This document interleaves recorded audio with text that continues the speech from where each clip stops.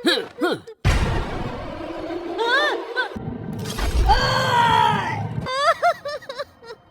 Guys, welcome back once again. आज हम जो मूवी एक्सप्लेन करने जा रहे हैं ये साल 2010 में आई एक डिस्टर्बिंग फिल्म है, I spit on your grave. तो कहानी की शुरुआत में हम जेनिफर नाम की एक लड़की को देखते हैं जो एक नॉवल राइटर है। अब क्योंकि वो एक राइटर है इसलिए वो शहर से दूर एक लोकल इलाके में रहने जाने वाली थी ताकि वहाँ पे वो अपनी नॉवल कंप्लीट कर सके।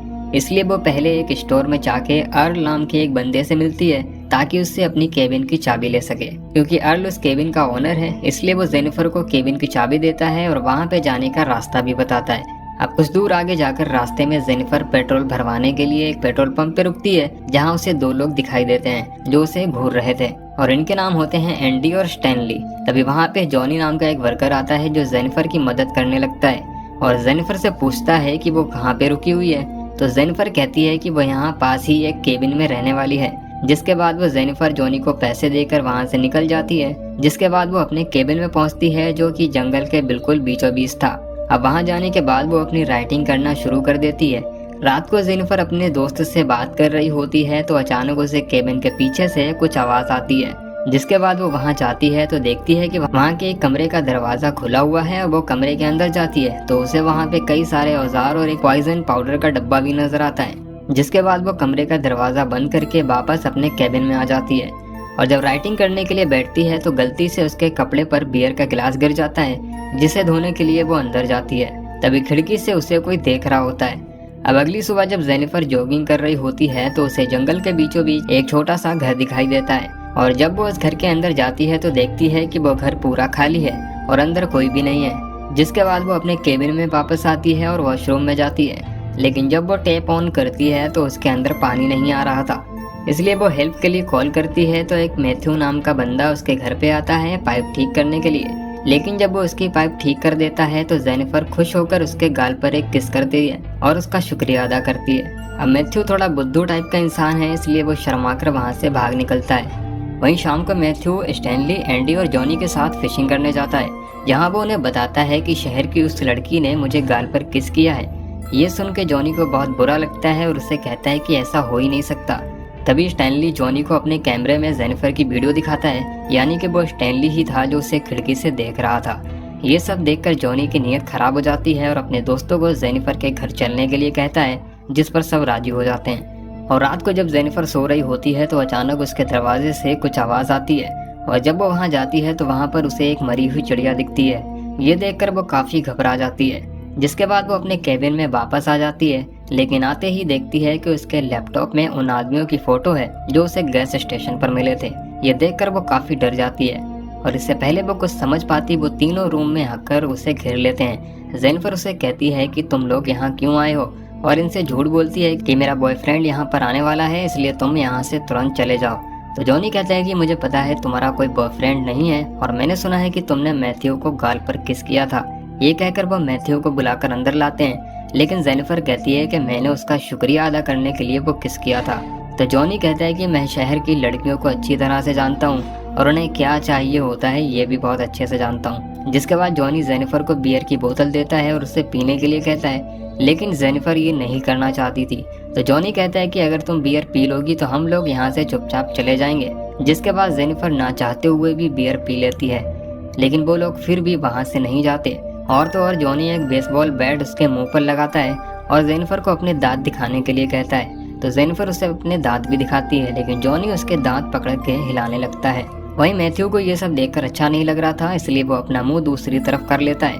उसके बाद एंडी जेनिफर के मुंह में एक बोतल डालकर उसे फोड़ने ही वाला होता है लेकिन तभी जेनिफर उसे धक्का देकर गिरा देती है और अपने बैग से स्प्रे निकालकर स्टैनली की आंखों में डाल देती है और वहां से निकलकर भागने लगती है। अब भागते भागते सुबह हो जाती है और रास्ते में उसे दो आदमी मिलते हैं जिनमें से एक अर्ल नाम का बंदा होता है जिसने उसे चाबी दी थी। इसके बाद वो उनको सारी बातें बताती है। तो दूसरा बंदा जेनिफर से कहता है मैं एक शेरिफ हूँ तो तुम चिंता बिल्कुल मत करो।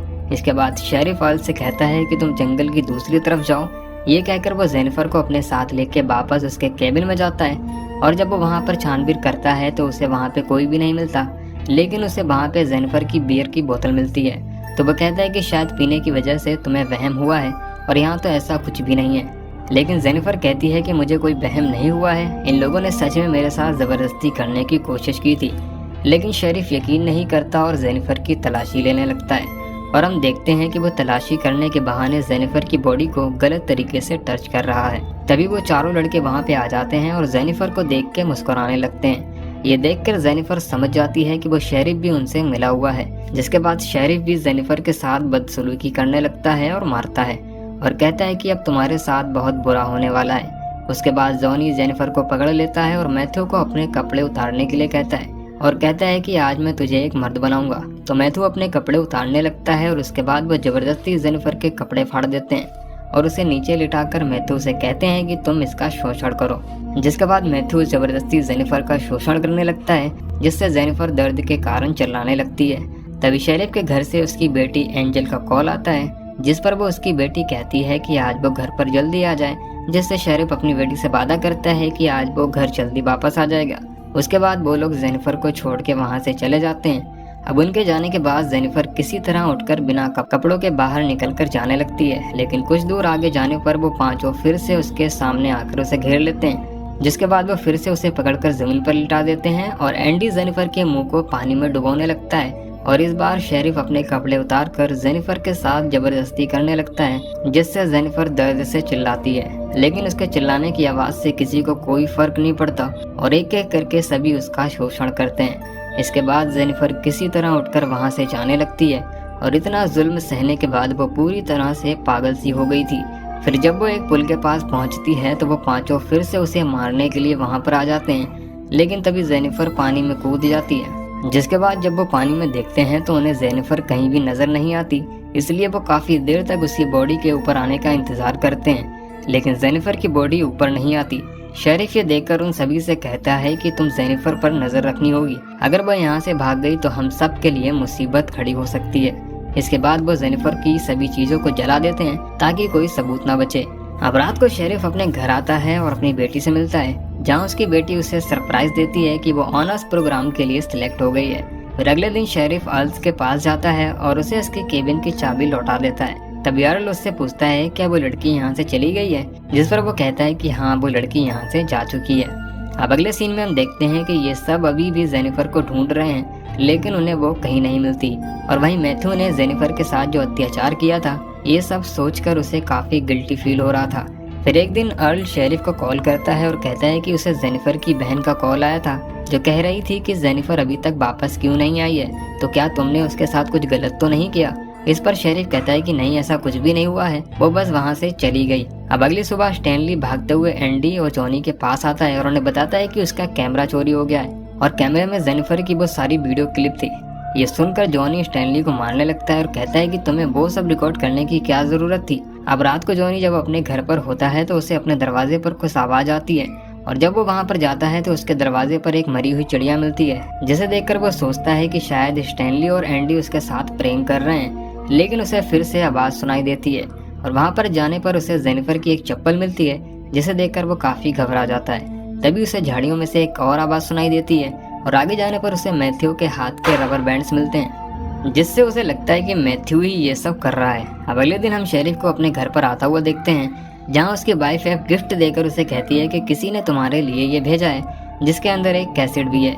अब शेरिफ जब उस कैसेट को हाथ में लेकर देखता है तो वो काफी डर जाता है और उन लड़कों के पास जाता है और वो स्टैनली को मारने लगता है और कहता है कि तुम्हें वो वीडियो रिकॉर्ड करने की क्या जरूरत थी। तभी जॉनी कहता है कि कल रात को मुझे भी कोई परेशान कर रहा था और मुझे पता है कि ये सब मैथ्यू ही कर रहा है, क्योंकि उसे जेनिफर की मौत से गिल्टी फील हो रहा है, इसलिए वो हमें डराना चाहता है। फिर शेरिफ उन्हें मैथ्यू को ढूंढ कर लाने के लिए कहता है और वो खुद अर्ल के पास जाता है और उसे शूट करके मार देता है, क्योंकि अर्ल को भी उन पर शक हो गया था। इधर मैथ्यू जेनिफर के घर के बाहर बैठकर गिल्टी फील कर रहा था। तभी उसे जेनिफर की आवाज सुनाई देती है, जिससे वो ऊपर जाता है तो उसके सामने जेनिफर एक सोफे पर बैठी हुई थी। फिर वो उसे अपने पास बुलाती है और कहती है कि मुझे पता है कि तुम गिल्टी फील कर रहे हो। तभी मैथ्यू जेनिफर से माफी मांगने लगता है और कहता है कि मैंने जानबूझकर तुम्हारे साथ ऐसा नहीं किया था, लेकिन जेनिफर उसके गले में एक रस्सी डालकर जोर से कसने लगती है, जिससे मैथ्यू वहीं पर बेहोश हो जाता है। वहीं एंडी और स्टैनली मैथ्यू को ढूंढ रहे होते हैं और ढूंढते ढूंढते एंडी एक सुनसान घर के अंदर जाता है, जहाँ पर उसे एक गद्दा दिखता है। वहीं इधर स्टैनली के सामने जेनिफर आ जाती है जिसे देखकर जब वो उसे मारने के लिए आगे बढ़ता है तो उसका पैर एक ट्रैप में फंस जाता है, जिससे वो चिल्लाकर एंडी को बुलाने लगता है। और जब एंडी वहाँ पर आता है तभी जेनिफर पीछे से आकर एंडी पर हमला कर देती है और फिर स्टैनली के भी सर पर मारकर उसे बेहोश कर देती है। अब एंडी की जब आंख खुलती है तो वो खुद को लकड़ी के सहारे एक बाथटब पर लेटा हुआ पाता है। तभी जेनिफर वाटर ऑन करके उस टब को भरने लगती है। इधर स्टैनली को भी उसने एक पेड़ से बांध रखा होता है और उसे चूहा खिलाते हुए उसकी वीडियो बनाने लगती है और उसकी आईब्रो पर फिशिंग हुक लगाकर उस धागे को पेड़ से बांध देती है, जिससे वो अपनी आंखें न झपका पाए। फिर वो एंडी के पास आती है, यानी जेनिफर दोनों को एक साथ मार रही थी और दोनों आसपास ही हैं। अब जेनिफर एंडी के पास आती है लेकिन एंडी उससे माफी मांगने लगता है। तभी जेनिफर उससे कहती है कि मैं भी तुम्हारे सामने ऐसे ही गिड़गिड़ा रही थी, लेकिन तुम लोगों ने मेरी एक नहीं सुनी और सब ने मेरा फायदा उठाया। जिसके बाद वो उसका मुंह पानी में डुबोकर कहती है कि मैं तुम्हें आज बहुत बुरी मौत देने वाली हूँ। फिर वो स्टैनली के पास जाती है और एक मछली का पेट काटकर उसका मांस निकालकर स्टैनली की आंखों में घुसा देती है। इसके बाद वो एंडी के पास जाकर उसके पानी में जहरीला पाउडर मिला देती है और उसके नीचे से एक लकड़ी निकाल देती है, जिससे एंडी उस पानी में चला जाता है और उसका मुंह जल जाता है। इधर स्टैनली के पास कुछ पक्षी आकर उसकी आंख में लगा मांस खाने लगते हैं और साथ ही उसकी आंखें भी निकाल लेते हैं, जिससे तड़प तड़प कर उसकी भी मौत हो जाती है और इस तरह से वो दोनों को मार देती है।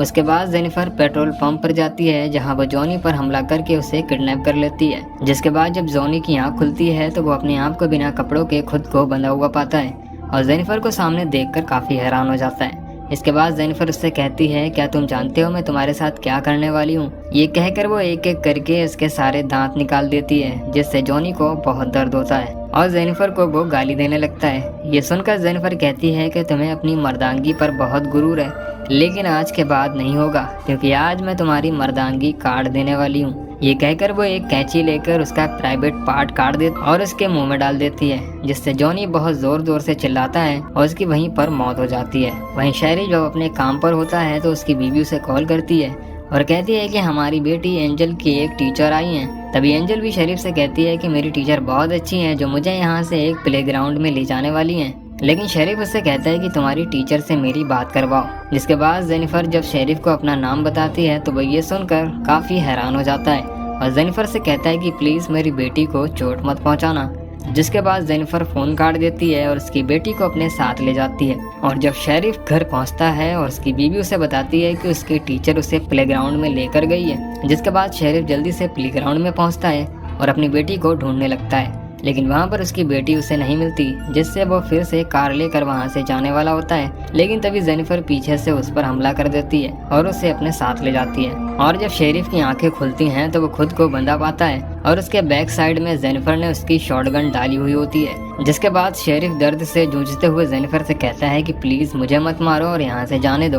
तभी जेनिफर उस शॉटगन को और अंदर बार बार डालने लगती है और कहती है कि मुझे भी ठीक ऐसा ही लगा था जब तुम मेरे साथ जबरदस्ती कर रहे थे। तभी शेरिफ उससे पूछता है कि तुमने मेरी बेटी के साथ क्या किया है? तो जेनिफर कहती है कि तुम्हारी बेटी तो काफी जवान और खूबसूरत है, अगर कोई उसके साथ जबरदस्ती करे तो उसे कैसा लगेगा?